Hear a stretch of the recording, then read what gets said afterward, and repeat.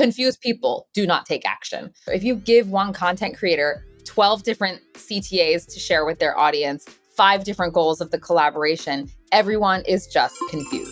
No person who doesn't understand what's happening is going to click a link. It needs to be super clear. It needs to be super direct. I think these small businesses get really excited to work with influencers and content creators. And they're like, let's do everything possible. When at the end of the day, you honestly just need a really simple plan, and you need to be very clear about what that plan is. So then you give the influencer room to really tell that story with conviction and authenticity. And then people will take action. Welcome back, everybody, to the Creator Partnerships Podcast. The title should explain everything you need to know, but it's a show where we talk to the smartest people we can possibly find in creator partnerships and pick their brains so you can steal all their secrets and use it as cheat codes as you start and scale with creators or influencers or whatever you want to call them.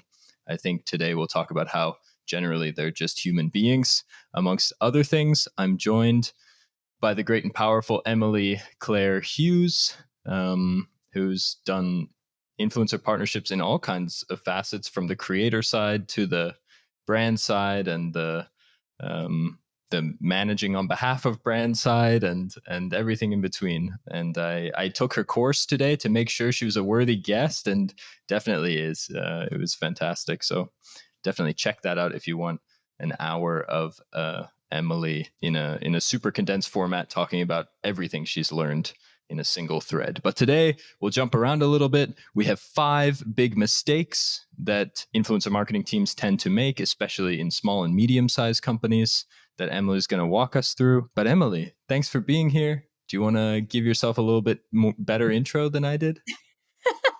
Thank you so much. No, I think you honestly did a pretty solid job. Yeah, my name is Emily Claire Hughes. I am the founder of Emily Claire & Co., which is my company where I work with mainly female founders on influencer marketing, typically for smaller companies. So my ideal client is around 5 people or less in their company.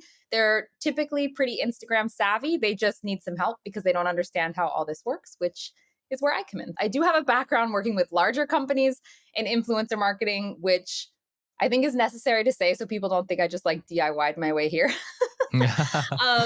So I have a background working with larger companies with influencer marketing. And then just about 2 years ago, I decided to kind of take that, go out on my own and help the smaller guys do the same. Very exciting. I think the 2 kind of flagship roles that you had, or at least that I picked up from the site, were working at Pomelo & Co., which is also a great name, by the way, and Know How Do. It's like online classes, right? In Know How Do's case. Yeah, exactly. And then after I was at Pomelo & Co., I was the marketing manager at a fashion rental company. And I was doing all of the influencer strategy there as well.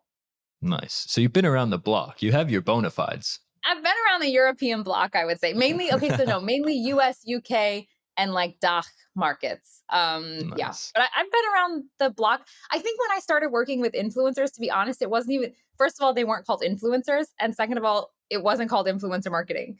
It was nice. Oh, these YouTubers, can we work with them? I was like, yeah, sure.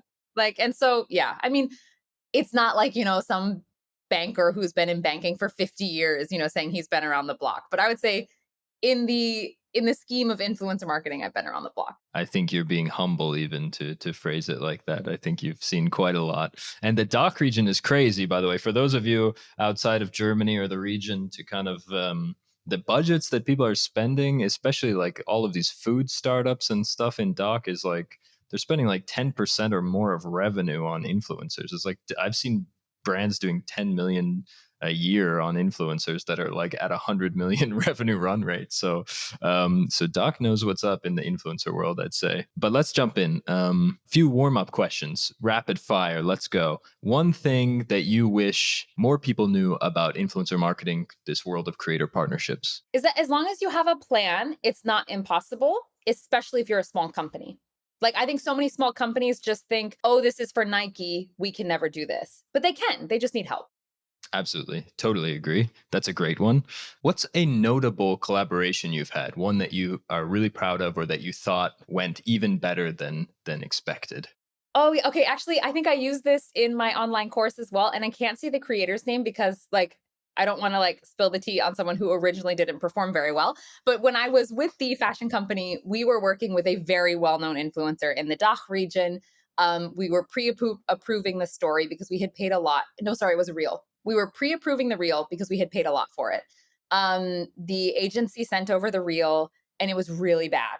Like it was really bad. Like she had recycled content she had done in a story. The photo wasn't clear. It was just like, I don't necessarily blame the creator. I think the agency might also have just said, hey, they're a little company, you can phone it in, you know what I mean? And not try very hard kind of thing.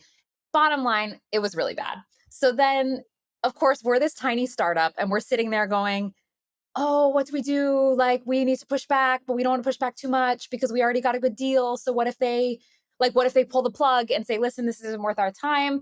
So this is where luckily my background as a copywriter came in pretty well because I was able to write a very nicely worded email saying, hey, could we just tweak this and that? Like, we need some more original content because we know the kind of content this creator has done and it's been fabulous. And we want to see the same kind of thing. So 24 hours later, they send over an entirely new reel and it was amazing. Like it was honestly amazing. Like it was 1,000% different content. The creator had created something entirely from scratch. And yeah, so then we said, yes, this is stellar. Thank you so much. Posted, and I think was one of the most successful collaborations we ever did. And I think I love this story because I am not always team pre-approval, but in this case, it saved us a ton of money, a ton of lost sales. Like it was awesome. It was awesome. Yeah, I remember that story because one of my takeaways from there and from the rest of your course was the idea of being solution oriented and kind of looking inward. What can we actually do to solve this problem? Whereas sometimes a misconception brands will make is that it's all the creator's fault and they did everything wrong. And they get so worked up about something not going perfectly that they forget that they actually have the power to solve the problems and that something as simple as a well thought out email describing the problem can result in a great turnaround and a success in the end. So love that story. Thank you so much. That's a super nice point. I also think too, just to build on exactly what you were just saying, I think it also shows the importance of like how great a brief should be and things like that, because it is so easy. And exactly like you said, you see this all the time. People want to put the blame on the creator, but like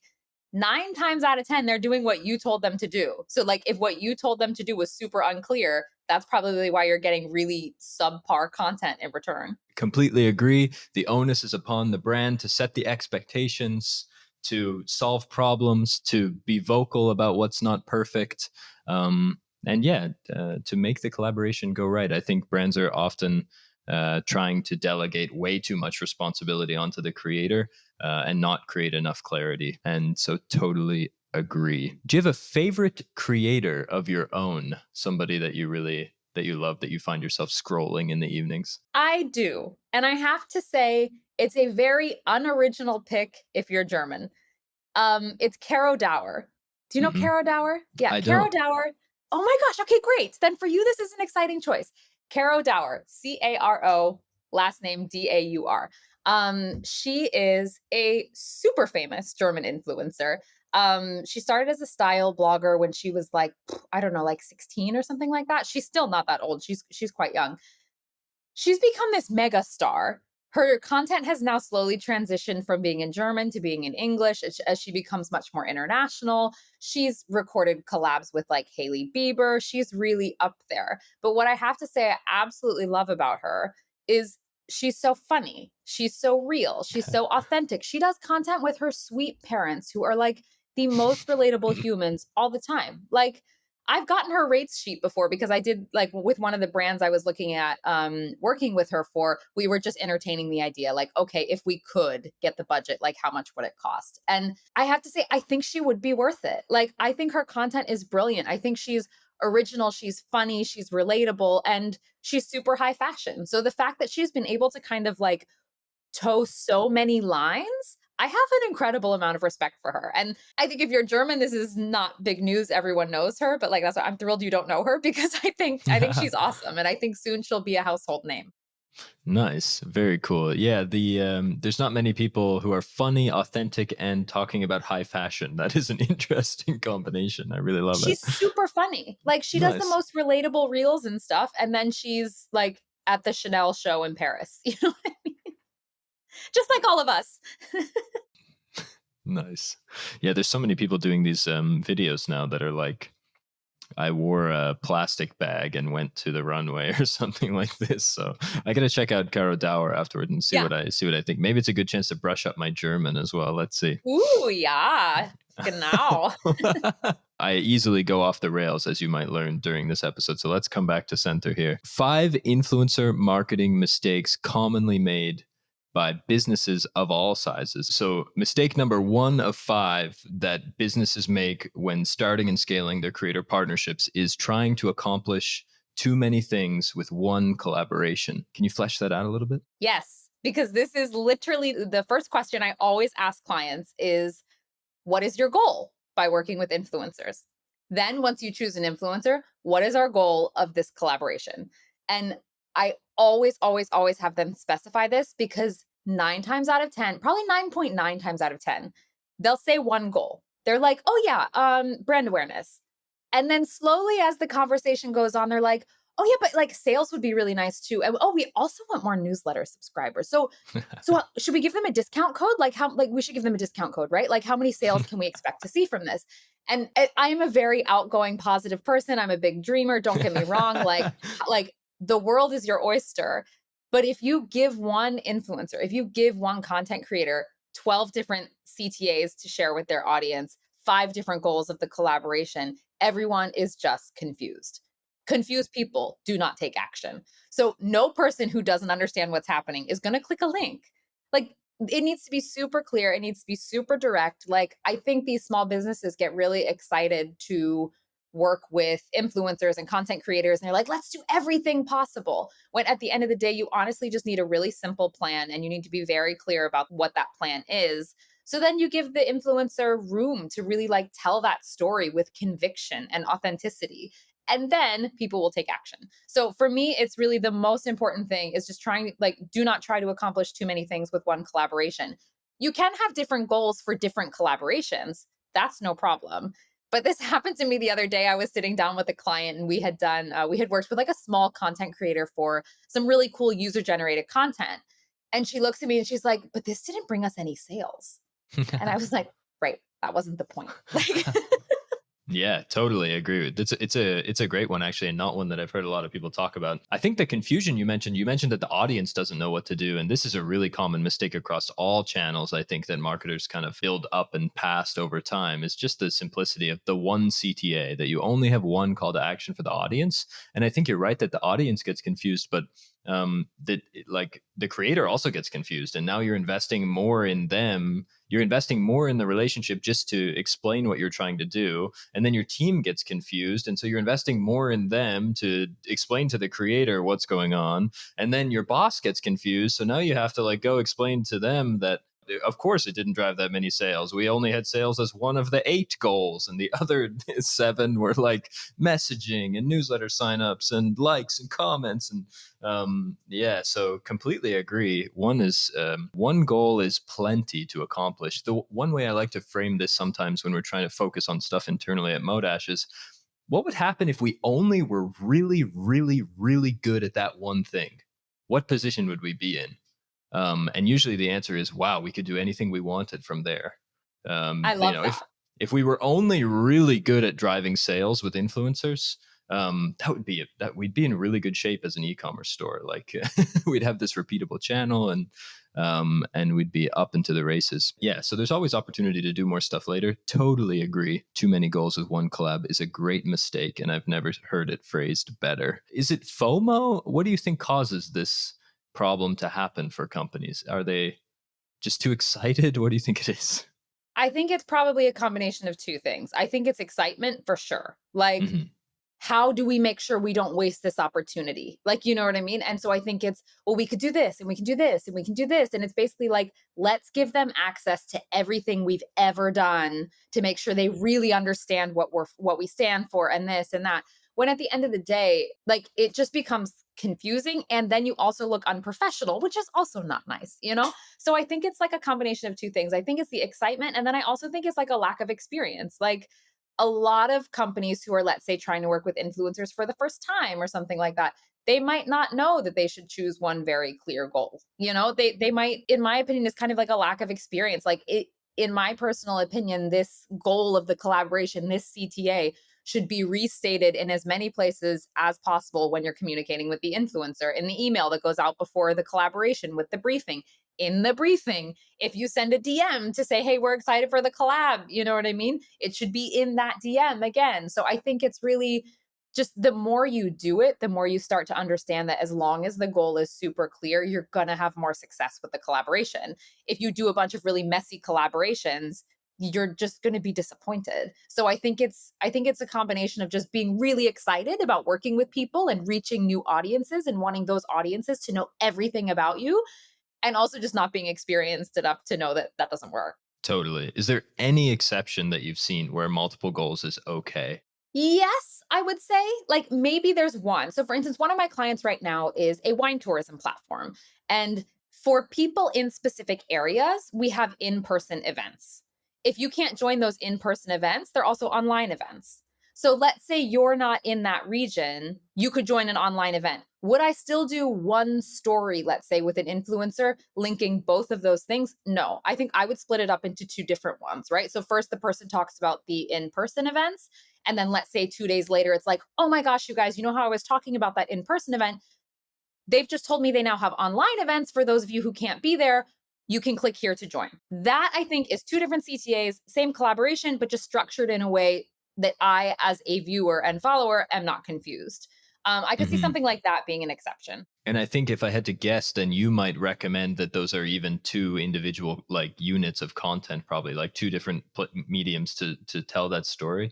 Yeah, so maybe the core post is about the live event and how you need to get your tickets because it's going to sell out, and then the follow up stories are, oh, if you missed out on your chance to get a ticket, you can still book and be there online, and yeah, that keeps everything clean and structured. Totally love it. Life will be so much easier if you choose very few goals for these partnerships.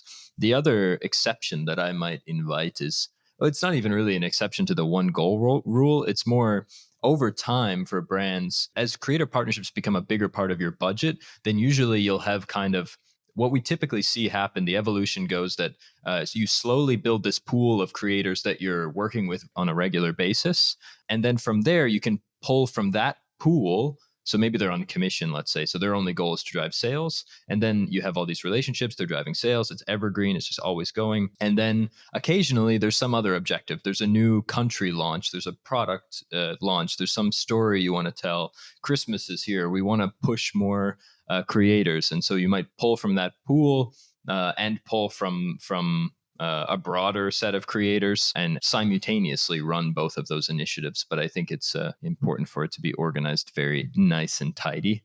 Okay. But there, sorry, there I would say I totally agree with you, because I think the Mhm. one thing I should clarify is you can have multiple collaborations with multiple influencers with multiple different goals, as long as per influencer, per piece of content, there's one goal. I totally agree with you. Like you can have seasonal things with one influencer, special edition something with another influencer, this with that influencer. As long as one influencer is not talking about all those things, I'm super happy.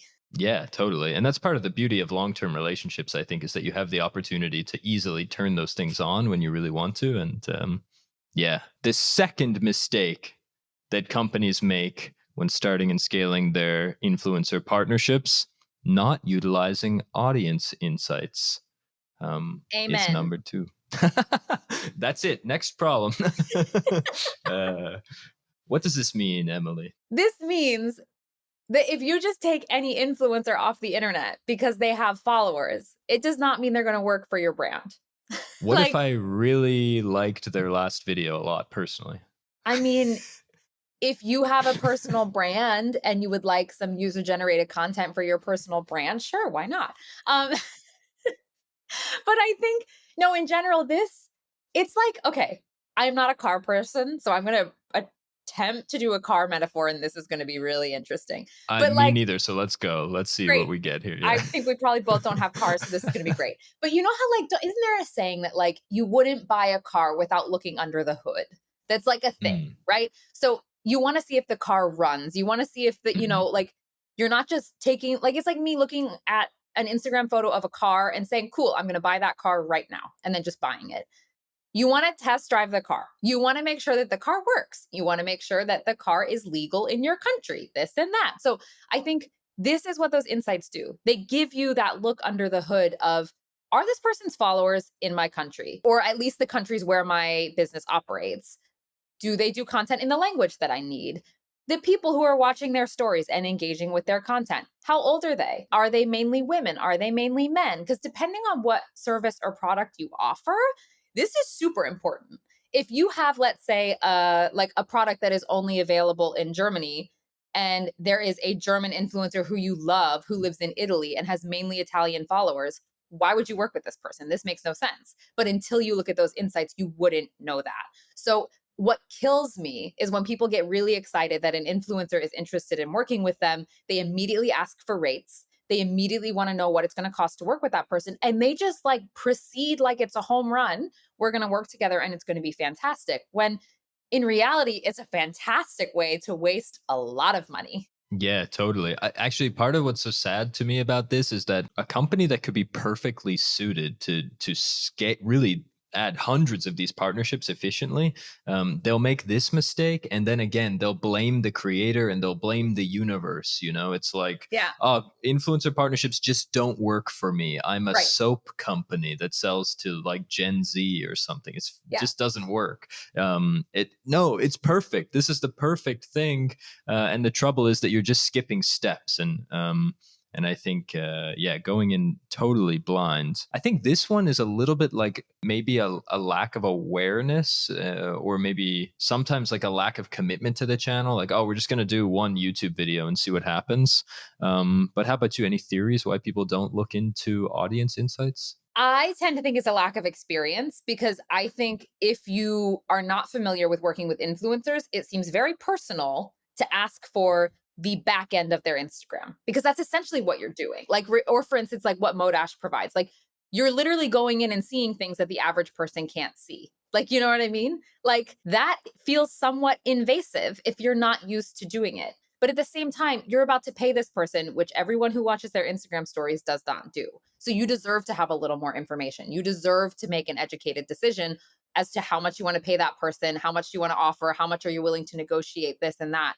So in my experience, honestly, that one is just a lack of experience. I would say anyone who is routinely working with influencers and content creators knows that like this is the first thing you do before you talk about any numbers, like any numbers at all. I want to see those insights. Yeah, there's two things that you mentioned in the course as well. One was that you can use the more information you have, the more negotiation leverage you have too, because you can kind of compare and contrast and politely you can explain yourself. Hey, we don't think we can pay this much because most of the audience, we thought maybe 80% of the audience is in Germany when really it's only 50%. So we totally understand if you don't want to do it, but we'd have to reduce the cost from our side about 30%, or however math works. But the other one, I think in general, humans are really bad at knowing what we don't know. And we're really good at assuming that our assumptions are correct. And so, like that our first instinct is the correct one. And Yeah. so I think people in the beginning, they way underestimate how off their perception of a creator's audience can be. I think that you can look at somebody's audience that talks about cars and think that there's a bunch of people like you and me there, and really it's like all South American Yeah. rednecks or whatever. And I think instead of Canadian ones like me. The And so specificity. and so I think like it's typical that people will underestimate how non-obvious the audience demographics can be, and then fail, and then they take one of two paths. One is that they then start investigating further and taking it more seriously, and the other one is what we talked about, just blaming the universe and saying that influencers can never work. And so ideally just skip the failing part entirely and make sure that you that you look into audience insights. Totally agree. I think the only other thing I would add is that this also includes asking for impressions and like story views and things like that. You know what I mean? I think Right. not just audience insights, which we did touch upon, I think we covered super clearly. The only thing I would add on top of that is you want to see how many people are seeing this content in order to further your educated guess. You know what I mean? When it comes to proposing rates and everything like that. So when I talk about the word insights, I kind of combine audience insights, impressions, engagement, all that kind of stuff. So I think it's really important to ask for all of those things in a very nice way. But I don't think, the only thing I would clarify is that even if you're a small business, even if you're a giant business, you should never be afraid to ask for this information if it is not clearly presented to you like it is on Modash. Or like just ask. Like just ask, because people are expecting this. And the only other thing I would say, sorry, I said I had nothing else to say, and now I'm like, I have three more things. The only other thing I would say that I have seen before is, for me, it is a red flag if you ask for this information and people don't want to give it to you, which I've also seen. Ooh, yeah. I've seen this before, and I have never run so fast from a deal in my life. If somebody doesn't want to give these pieces of information to you, There's a that's a reason. problem. That's a Yeah. giant red flag. And just like run, run, run, run, run. There's a million other influencers out there in the world who will gladly give you this information. And those are the people you want to work with. Yeah, you touched on something that I thought of as well. One is that there's plenty of fish in the sea. People don't realize, they see one creator that looks great and they think, oh, maybe I don't want to know the audience demographics because then I really shouldn't work with them. And then what am I going to do? I don't have a partnership or whatever. And I think there's 300 million content creators out there, and so I think that there's plenty for you to work on. Especially most of us, most of the listeners will be partnering with lots of people between 10,000 and 250,000 followers, and that's where the biggest like the largest percentage of those creators are. So there's lots of people out there. Don't underestimate your ability to find great talent and kind of sacrifice on metrics. Don't be afraid to ask for those metrics. And the last point to put a pin in insights is make sure you understand the numbers that you're looking at. We see that mistake sometimes too, where people will like ask us about an Instagram screenshot and kind of ask us a question that implies to us that they really don't understand what they're looking at. They're looking at like likes demographics of the last 7 posts or something, and they think that it's the total audience or something like that. And I think it's super common problem, but I think it's really important that you understand what you're looking at. I have totally seen that. I had one client once who thought that likes was the same things as impressions. And y'all, those are drastically different numbers. So I think in that case, it is like, okay, honestly, if that is what you're thinking at this point in time, I would say take a course, hire someone who knows what they're doing, or book a call with whoever can give you the information you need to know. Because if that is how you're approaching influencer marketing, you're going to waste a ton of money. Yeah, totally. I think if you don't feel confident to take it really seriously, then it's not the right channel. Actually, you shouldn't. I think a lot of people can get away with like spamming boost post on Facebook, and who knows if they ever get results out of it. But that's kind of neither here nor there. I wouldn't invest all of the time that it's going to take to build this out if you're not confident that you can really take a crack at it and take it seriously. Maybe that's another a bonus mistake is kind of starting like willy-nilly. Oh yeah, influencers, cool, let's make an influencer partnership, whatever that means. And yeah, if you're not ready to really try to get the thing to work over time, then it's just not worth it. But let's jump to mistake number 3, which is one that's near and dear to my heart: trying to do influencer marketing without any kind of budget and just assuming that a barter deal will close every creator. And if I can start with a horror story, in the very early days of Modash, then, well, even pre-Modash, we were basically doing these like services. We're basically an influencer marketing agency, and what we were trying desperately to like pay rent, basically. So we take any client we could get. And at that time, me and my roommate were working on the project together. So he's in one room and I'm in the other room, and we're up at like 1 a.m. spamming influencers on Instagram until Instagram throttles the account because you're sending too many DMs. And I swear that we're offering creators, like the biggest creators in the country, we're sending them DMs offering them like a free toothbrush or a free car wash. It's like, hey, we'll wash your car in exchange for a 10-minute YouTube video. And Oh my God. we really needed the money, so we had to accept the campaign and do it. And lots of learnings there, but yeah, not every barter deal is good enough. So you have to appreciate the value of this creator's time. Just out of curiosity, did anyone do that? No, no, Yeah. no. Cool.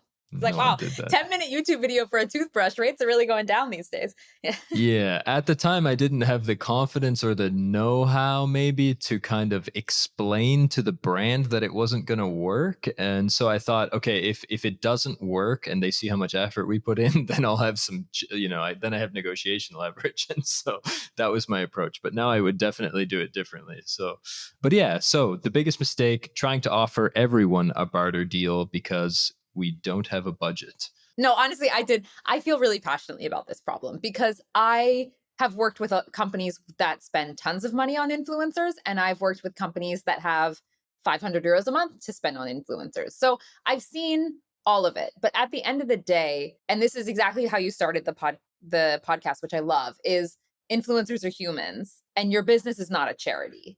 And I think unless you are legitimately a charity, which could be the case, but then this is a different story, like you're running a business and so are influencers. So, in my personal opinion, there just always has to be something of value in a collaboration.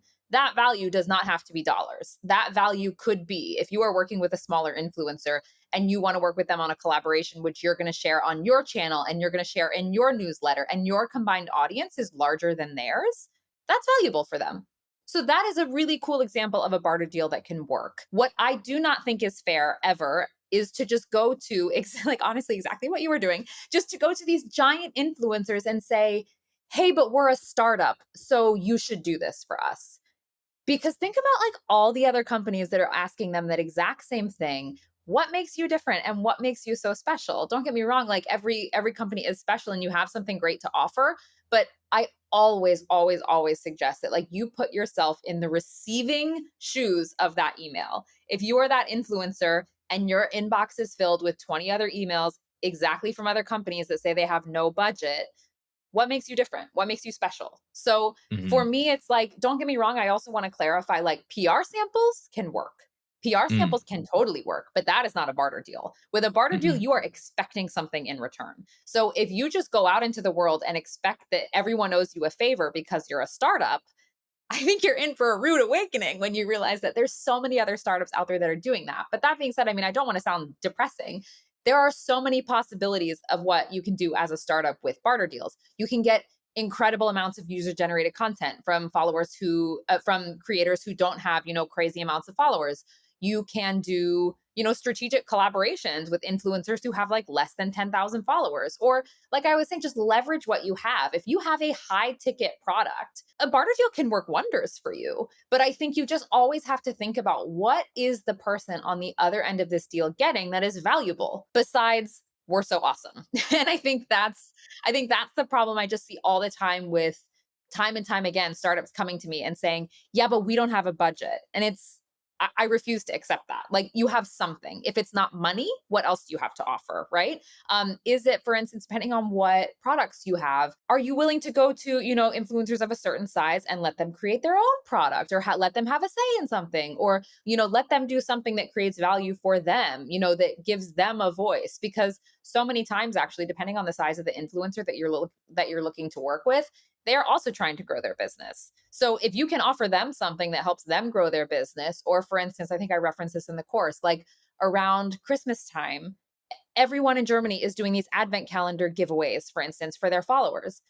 What if you can contribute to that? Like that's super valuable for them. So yeah, I refuse to accept this whole we're a startup, we have no money, let's do barter deals with everyone thing, because I think it's an excuse. And I think that every company has something to offer. You just have to figure out what that is. Again, this comes back to maybe the being self-sufficient, being a little bit resourceful, finding the solution to the problem, which ideally if you're kind of working in a small company, you have that energy already. But it's usually not either or. We've seen great deals work out on partially commission, partially product, partially upfront payment. And the patience to work through those negotiations, which is usually only like a couple of days of conversation in between everything else you're doing. You can go really far. If you don't accept no, I don't want your toothbrush, and you say, okay, we'll give you a lifetime supply of toothbrushes. We'll take you to this event that we have going on next week, and we'll pay you 500 euro or whatever your budget may be. I think that blending together the compensation for the creator is a really effective way to build something out of maybe um, a scrappy budget, let's say. So, do you think there's a size, like if you have no budget at all? We often recommend that people don't do influencer marketing. That's kind of our position in the beginning, is that generally it shouldn't be your first or second channel, especially if you haven't done it before. If you don't know exactly what to expect, then probably it shouldn't be your first channel for acquisition. I don't know if you agree with that or not. With that, I totally agree, because I also Hmm. think if you have no budget, in my opinion, you can't work with people who are large enough to drive sales. You can work with people and get user generated content. But honestly, I'm now seeing this kind of like divide occur where, in my opinion, user generated content is not influencer marketing. So, like, it's just, in my opinion, that's just not going to work. If you want user generated content for your Instagram, go for it. You can do so many barter deals, like, and you can really get so much content. And if that's really valuable for you, amazing. But no, I mean, the other thing I would say is the number one question I always ask clients before we get started is, what's your email marketing look like? Because another massive mistake that I is definitely worth saying at some point before we get into the other points is, what are you going to do with those people once they come to your website, once they know about your product? Like, how are you going to make the most out of that traffic that you're getting? And if you're not sending emails, if you're not collecting their email addresses, those people are gone. Like, you might never see them again.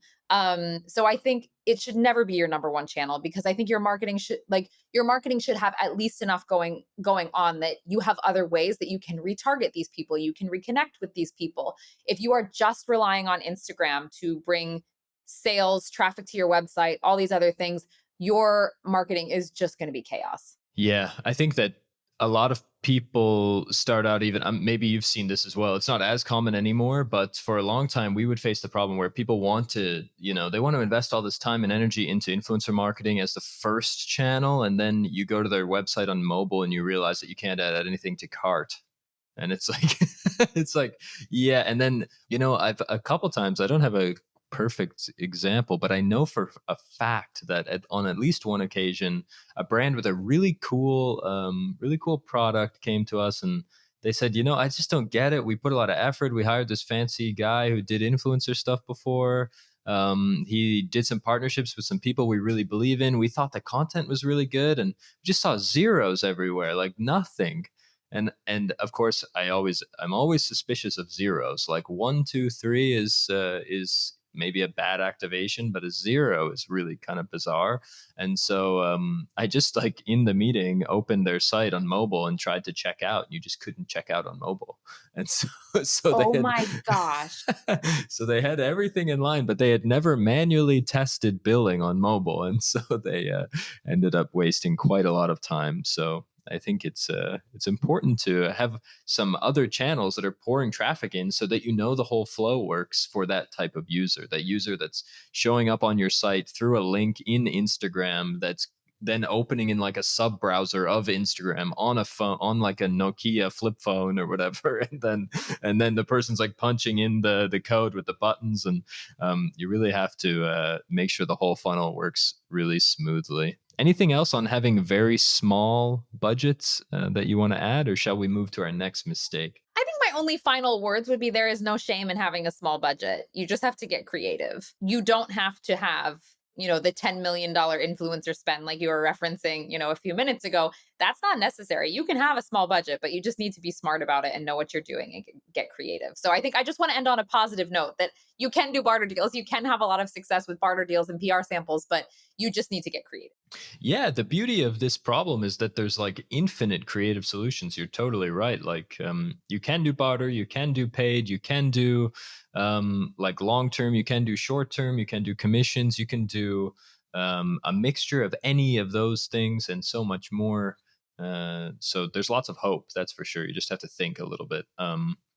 Then our next mistake, common mistake that brands make, is not properly briefing their influencers. Chaos ensues. Tell us about this problem. Okay, let's go back to the car metaphor. Let's say you have, okay, this is very apropos because I'm an American in Europe. Let's say you give someone a car and you're like, cool, go drive this car. And they get in the car and it's a manual car. For all the Americans listening, that means like stick shift. And this person has only ever driven automatic. They're going to have absolutely no idea what to do. They're not going to get very far. The car's going to look awful. It's going to sound like it's broken because they don't know how to use it. They don't know what a clutch is, speaking from experience, being stuck on the highway. um, it's not going to go well. You need to tell people how the car works. What do they need to do? Like, getting out of like the car land now, but basically it's like, it is such a shame if you don't properly brief influencers because unlike you, they don't work at the company. They are not surrounded by the product every day. They don't know your values. They were never onboarded. They don't know every product you've ever sold ever and the 3 you discontinued because of problems X, Y, and Z.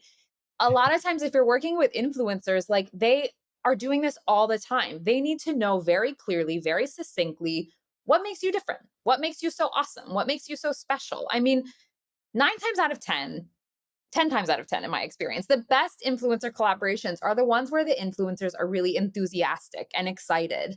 And that only will happen if they feel comfortable. Like if you don't feel like you know what you're talking about, you will not sound excited. Like you Yeah. will sound slightly confused, maybe a bit hesitant. Oh, this is nice. Robotic. Hmm. Let's unbox it and see what's inside. Like, no, I want to know that you have used this, that you know what makes it so great, that, you are authentically recommending whatever this is to me because you know it inside and out. And a briefing can do all of that. Like, literally, a briefing can do all of that in a very brief way. Brief, okay, not very creative, but like it can do it in a succinct way. And I think it's so necessary. Like, people need to know what to say about you. And I think so often the people who are working at the company are just too close to the product. You're surrounded by it every single day. I think it's really important to think about, like, first of all, explain it to me like I'm 5. And if I have never heard of this company before, what is the one line that needs to be repeated that I will share with my followers? Like, what is the one thing that you should be known for? And this goes back to also them being very clear with the goal as well, is by the end of this story, by the end of this feed post, by the end of this reel, what should be accomplished? Like, what is the action that somebody will take? And all of that can be accomplished in a briefing. And what happens if I don't brief my creators thoroughly? If you don't brief your creators thoroughly, I think you're setting yourself up for failure in a few different ways. In the sense that, as hard as you might try, you will never be in control of what that person finally presses publish on Instagram or TikTok or YouTube. And that's how it works. That's like the risk you take with influencer marketing, right? There are so many risks involved. Why would you gift yourself another giant risk of, oh, what are they going to say? Like, you know what I mean? Like, I want to know what they're going to say. Like, I want to know the talking points that are super important about the company that everybody should know. So I think from my side, sure, you don't have to give people a briefing, but why on earth would you do that to yourself? But how do you get a great brief done? How do you what's your medium of briefing creators generally? How do you like to get people up to speed and make sure everything runs smoothly? That's a great question. I think it kind of depends on what's your brand, what's your style. If you're super tech savvy and video friendly, who knows? Maybe you're creating a video to send over to people. I've tried this before with a client or two, and it didn't really work that well. To be honest, I swear by the old school PDF. Create something that looks really cool. Super important tip is make sure it's really mobile friendly. Like, these people are going to be opening this on mobile, guaranteed. So make sure it's really mobile friendly. Don't do anything landscape, please. Like, I had a client once try and do like a landscape briefing. I was like, oh my God, the text is so small. I feel like I'm 85 years old. Yeah. So make sure you just do it. Like, my preferred briefing is a PDF, looks really cute, designed nicely, super visual. Like, I don't want anything that looks too text heavy. I want to have a few different sections. So, for instance, I want to know the basics about the company or the brand if it's a new influencer. If it's someone that you're reactivating or have a long term collaboration with, this might not be necessary. I want to have contact information. This is super important. Make sure that they always know how they can contact you via email or on the day that they're posting if something goes wrong. What is the CTA? What is the goal of this collaboration? I think that should be very clear. And I also think, some people, especially a lot of influencers I know are going to hate me for saying this. I think you should have a sort of do don't checklist thing. You don't have to call it do's and don'ts. I do know a few influencers personally who get mad when you tell them what to do and what not to do. So, what I have adapted with a lot of my clients is a checklist. Like, oh, before your post goes live, just make sure all these things are inside. Have you tagged us? Have you done this or that? So that's a bit friendlier of a way to do that. And from my side, that's kind of it. I mean, depends on your brand. So, for instance, if you're a brand where, your founder story is super important, like if you're a brand where, for instance, like Got Bag is a lot more than backpacks, right? It's like the story behind the backpacks. Then spend some more time on the storytelling, like for sure. But so, I mean, I think those parts of the briefing can be tailored depending on what your brand is, what's really important to you, what do you want to be known for. But those are like the basic sections that I would include in any brief. Totally agree. And I love what you said in the very beginning about, to play to your own strengths as a brand. I think that some companies, as part of their offering, there's the customer experience includes some sort of like white glove service, and I think where there's calls or these kind of things. We talked in one episode with Torlane, who's one German company, maybe you know of them. They do these bespoke travel packages, and every customer is onboarded, and their trip is planned with them. And so they do the same with creators. They provide this whole white glove service, and there's lots of calls and communication involved that way. Of course, those trips are really expensive, so that they have a lot of margin. They can invest a lot, so not everyone can do that. I do think a little bit of humanity goes a long way. A voice message, I think, was one piece of advice that you had given before, and I really love that. Just the idea of making it more of a human conversation, I think, helps a lot. It helps get the creator invested in the brand as well. One thing that I didn't like about PDFs, to challenge you a little bit, make this interview a little more Combative. aggressive, maybe. Yeah, combative. Let's go for combative. No, PDFs are great, but I really, it sounds silly, but I really love Google Docs because you can ask them to leave comments when they don't understand things, and you can adjust easily over time. And so I have liked Google Docs in the past, though PDFs are great when you have rich images and stuff, and you just want like a single thing that you send to lots of people. But totally agree with you there. I enjoy that challenge. I won't lie. But I do think I'm going to stand team PDF, really, because I Yeah, think, nice. okay. Also, first, I want to go back to a point that you were just making. Yes, voice notes is something that I did mention in my course, and I think is worth repeating here again.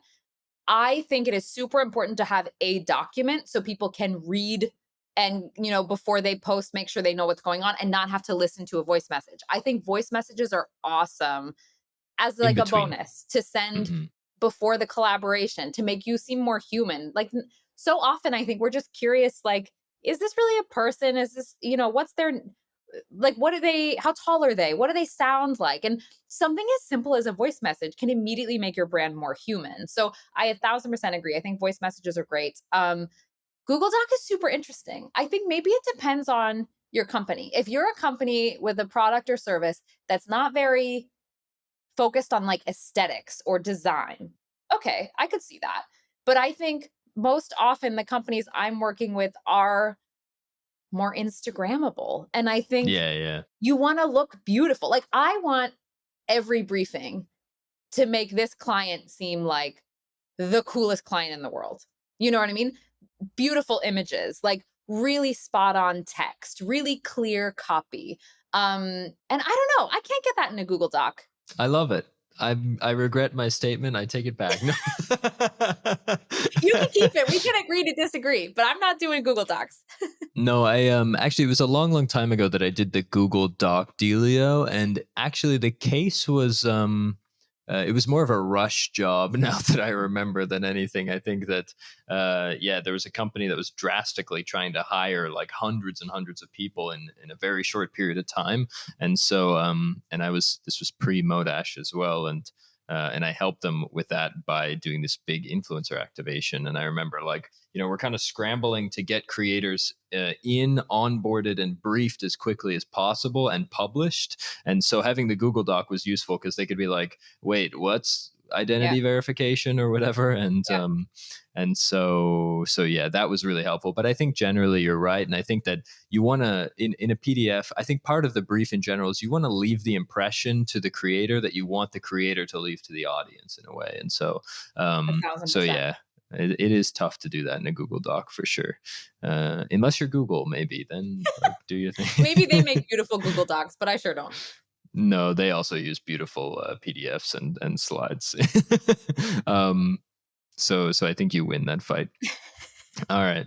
Uh, as far as briefs go, is there such a thing as too many details? You think you can go too far in creative control? You think you can add too much information?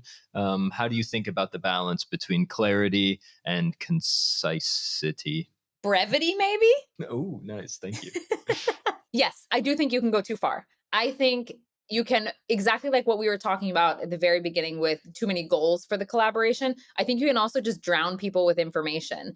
I would keep it really simple, especially if it's your first time collaborating with someone. Like, I want it to be a really nice, bite sized piece of content, like, and I want it to be really clear. Yes, your company might have a 10-year history. Does this influencer need to know about everything that happened over those 10 years? No, they need to know what's important now. Like, what is the goal of this collaboration? What information is going to help them accomplish that goal? And beyond that, I would keep it as simple as possible. I mean, don't get me wrong. I've seen briefings from some brands that are 30 pages long. But if I'm an influencer, how much are you paying me to make sure that I understand and communicate everything that's in those 30 pages? I think, don't get me wrong, in that situation, a lot of it was also visual, but still, for me, that's too much. I Yeah, want totally like agree. 2 pages max because Hmm. I think it should be really easy to find the information you need, really easy to reference a goal or get the basic information about the company across.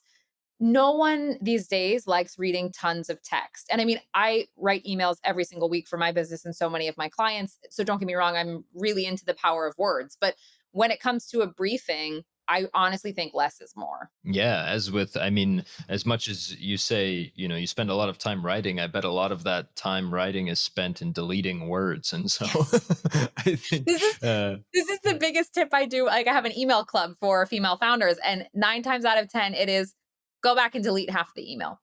yeah, exactly. Perfect. It's ready Yeah. to send. Like, Just delete the bottom 50% and you're yeah. good to go. I do this to Nice. myself all the time. I think, like, Yeah. when you're really excited about something, you want people to know everything. And it's Mhm. kind of like filtering yourself. Like, no, wait, like, let's keep them coming back for more. Let's tease them with just enough information so they have what they need. And then when we do a second collaboration, we can add the second layer. Then the third collaboration, we can add a bit more. If you give them everything up front, why would they come back? Yeah, totally. I think that having a static resource somewhere that people can reference, like we see most people with big ambassador programs will have a landing page and it includes like a bunch of inspirational content that you might not want to jam into a brief, but that you kind of wish creators had access to, or maybe some FAQs, these kind of things. I think it's okay to have like a static web page or something that's rules and regulations for all creators. Don't use those words, but find more fun ones. I love But that. have having that static information in one place, and then having the campaign specific brief, kind of like we talked about, having one specific goal, and then there's an infinite number of other things happening in the business, but every collaboration should have one specific goal, and maybe every collaboration should also have like a dedicated brief for whatever that objective is. We're on to our last mistake, which is it's kind of sad. It's been so much fun. So the fifth mistake that we have in our list of five here that brands tend to make when partnering with creators is that they do a bad job of the post collaboration kind of retrospective, the execution and planning that happens after the collaboration. Yeah, how does your post publishing workflow look, or how do you handle those next steps after an activation? First and foremost, I have to say this is the one part of influencer marketing where I think it is so undervalued to just be human. Oh, Humans say thank you. Like, I mean, okay, maybe not all German humans, but if Dankeschön. you're American, if you're Canadian, someone does something for you and you say thank you. It kills me when brands will immediately go to a creator and point out a mistake or point out, oh, this was wrong. Can you fix it? Please, please, please. I am begging of anyone that is listening to this podcast, as soon as a collaboration goes live, as soon as a person sends you a piece of content, appreciate the time that they put into it. I think this is this human factor that I think so many people don't realize exists in influencer marketing. If you are human, if you are kind, if you are nice to work with, people will go out of their way to make you happy, to accommodate you, to, make sure that, oh yeah, you're right, this link was incorrect, let me fix that. And you know what, I'll actually do a reminder story for you too, I'm so sorry about that. I think this drives me crazy. I think my biggest tip for after a collaboration is, first of all, say thank you and then get down to business. Don't get me wrong, I don't think you should just say thank you and then just go about your life and say la di da. But I do think after you say thank you, to do a few things, to not immediately, but in due time, check in with the influencer and ask, how did that go? How was that for you? What was the response from your audience? Did you get any messages? Oh, thing I absolutely love is ask them, did people have questions? If your product requires, let's say, like, if there are steps involved to understand your product, right? You're not just, like a pair of gloves. If, it's a hair treatment, if it is software, if it is something where it is not immediately clear how it works, have you done a good job briefing the influencer on how it works? Does their audience understand that? And if not, there could be a very big problem with how you're marketing your product to everyone else, not just influencers. So I think getting this kind of feedback from the influencers community is priceless and like way more than what you've probably paid for when you've agreed to work with that influencer. So getting that feedback I think is really important. And then, I mean, lastly, getting the insights. If this is like a paid collaboration, especially, like, you want to see, did we reach the number of people we thought we should reach based on the insights that the influencer had shared or sent over? Because in that case, then you want to make an educated plan for what's next. If it far exceeded what you expected, sign that person up for a long-term collaboration. You know what I mean? Talk about what's next. How can we collaborate again? What could we do together? Do you want to do a reminder story? All this kind of things. And if it didn't go according to plan, how can you fix it? How can you politely go back and say, oh, interesting. Do you know why? Was it a weird time? Do you think, do you have any thoughts behind why we reached less people? And start the conversation instead of just going to the influencer and saying that wasn't good enough. And I think that just literally all of these steps just start with being human. All right. So the first thing post campaign is to say thank you, be a human. Two is to dig into the feedback from the audience. Three is to dig into the kind of numerical results. And then underlying all that is let's react to whatever those results are. So either maybe we want to schedule another collaboration for 6 months from now, or maybe we want to lock in some kind of regularship immediately. But as it pertains to the immediate objective, maybe we want to do a reminder story, like you said, or maybe you want to smooth over part of the life cycle. I really, really, really love that advice. I think that it's so cool that if a creator publishes something about your microphone and a whole bunch of people come and say, hey, I can't figure out like which cable I need with the microphone. Then you can go to your site, clarify that the cable is included with the purchase, and have the creator go back and post another story that says, hey, I got all these DMs about the cable. They adjusted it on the site just so you know it's included in the package. And it's like you can immediately smooth this over. And every time you do that, you'll understand more about your customers. All of your other channels will compound faster and faster because you just creators are just another piece of the customer journey, but they're one that you can interface directly with and say, why? What do you think? What's going on?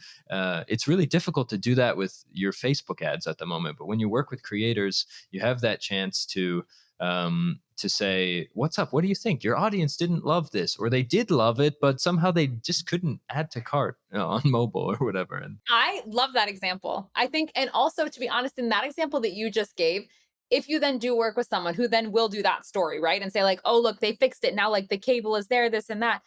It is 10 times more convincing as well if you watch the first story and saw, oh, they talked about this product once. Now they're talking about it again. Like, it's exactly that. And I think it's that conversation that starts when, you're human. As you were talking, I remember there's one other thing I forgot, and I hope this is the last thing I forgot, is also after you say thank you, engage with everyone who is engaging with the content. This is a super, super big one that I see, especially small companies forget all the time. If people are commenting, wow, this is such a cool product. If people are saying, oh my gosh, where can I get one? Difference between if they're saying, love your outfit. You know what I mean? If they're saying, love your outfit, you don't have to say, hey, our microphones are also on sale and they're 50% off. Like, no, that's not what I'm talking about. But so often I think brands are scared of hopping in and joining the conversation. Like, oh, that influencer is talking about us now, so we're going to let them do their thing. No, be a part of that story, be a part of that conversation, and just start to interact with people. Don't tell them all, say 50% now when you slide into our DMs, which I have had like one or two brands be like, so can we just go offer everyone a discount now? I was like, no, no, this influencer is going to hate you.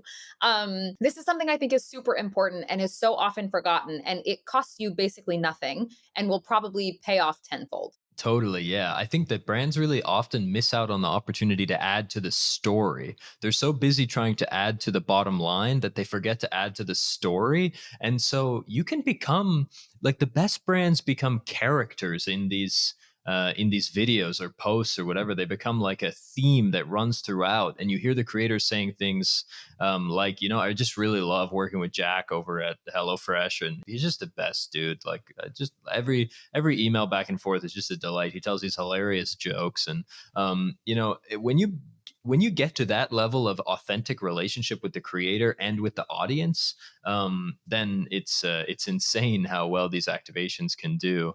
And jumping into the comments is a great example of that. When you come through in a post and take the time to write out like a thoughtful, you know, when we stumbled across Emily, it was really interesting that she's doing this influencer course and that she tells this story to this amazing audience, and she's doing this thing with female founders and an email masterclass kind of deal. And we thought that was really awesome. We never could have expected how delightful it would be to work together with her. And we're just so grateful from the team that we could do this with this person, and that we might get to do more interesting things in the future. When you kind of show up with that message, the impact that it can have on somebody is really amazing, and to the audience as well. It's like, oh wow, this company actually really likes this person. You know, this isn't it's not Like just that it they. suddenly, it's not just transactional. You know Yeah, what I mean? exactly.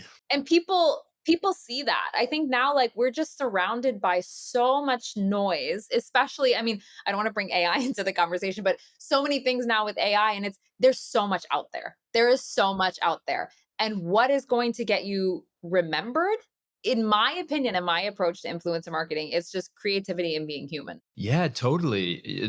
I've really spent a lot of time trying to figure out what my thoughts were on the intersection between the creator world and AI.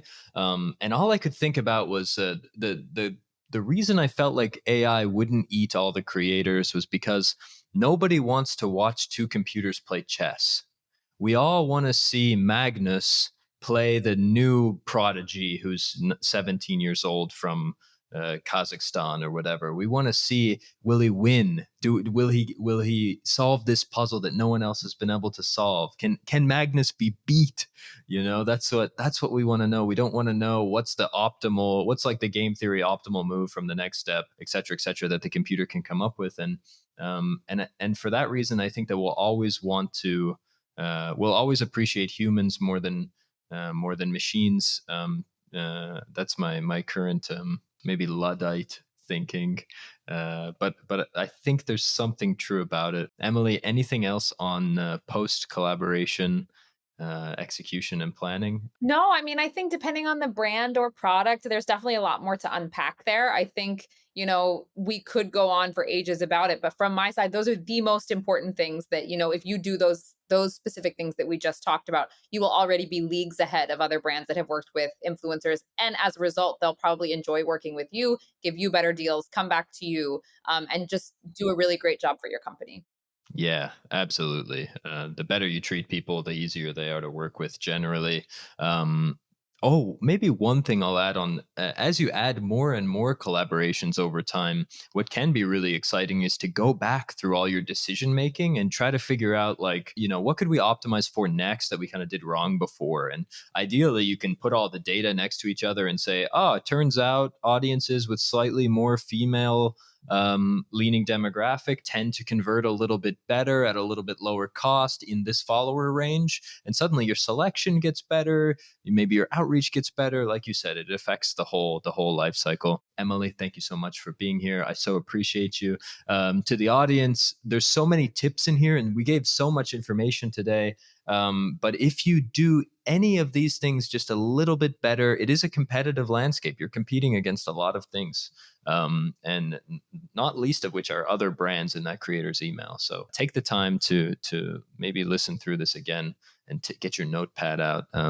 Take Emily's course and nail it, because the truth is that most companies just aren't putting the effort in. Actually, they're just kind of walking blind into the forest of influencer marketing. So take the time to plan it out, make good decisions. Emily, thank you so much. Do you want to plug? Where do people find you? Do you want them to ping you? What can we give you as a thank you, us, the audience, for your time today? That's so sweet. Thank you, Avery. I so appreciate that. Yeah, so I can most easily be found on my website. It's emilyclaireand.co.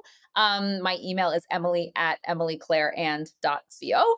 And I am also very active on Instagram for my business, and my Instagram handle is Emily in Hamburg. If you want to find me there, I'd be super happy to talk with you and give you any tips. Nice. So Hamburg's your permanent base then, yeah? Yeah, for now. I'm actually going back to New York next year, which is going to be interesting because then I don't know what happens to Emily in Hamburg. It suddenly becomes very confusing. That's all right. They'll find you, whether you're in Hamburg or New York. Thanks again, dear listener, and catch you next time.